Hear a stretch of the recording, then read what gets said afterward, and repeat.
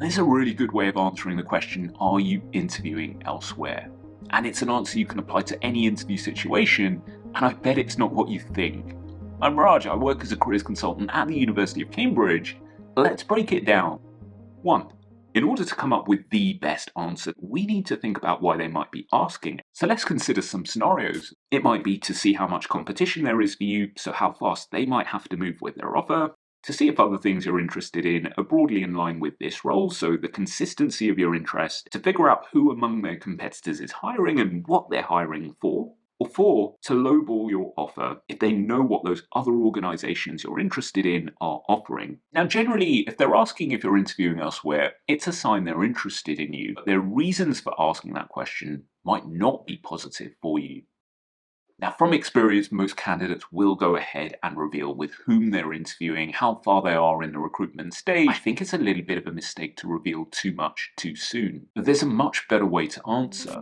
I am having conversations about other roles. It's an interesting learning experience about projects and work I could be doing where I can apply my skills in X and Y, where skills X and Y just so happen to be super high up on the job description for the role. So I'm doing 3 things here, right? I'm substituting in the word conversations for interviews to imply a broader range of interactions while being tactically evasive. And second, I'm implying there may be competition for me. Now, human psychology is such that we're super sensitive to any idea of real or perceived scarcity. It's why marketing hacks like while stocks last is so effective.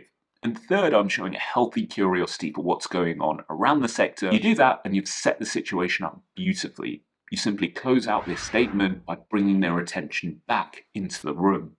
That said, I'm particularly happy to be having this conversation with you here today, learning about your experience in X and your projects in Y and Z and how I could contribute with skill, whatever. See, I'm looking to redirect them away from information that really shouldn't concern them, if I'm interviewing elsewhere, towards the reason we're both in the room. So really, the subtext here is, look, I know what you're doing, and I can imagine why, but we're both here in this interview to talk about this job. Should we perhaps get back to that? And that, my friend, is how you play the interview game like a pro. So reframe the language, imply scarcity, show enthusiasm for the sector and the role, and then bring their attention back into the room. It worked, whatever their motivation is for asking you if you're interviewing elsewhere, and you be the classy and respectful person that I know you are. Thanks for being here. Thanks for being you. I'll catch you next time.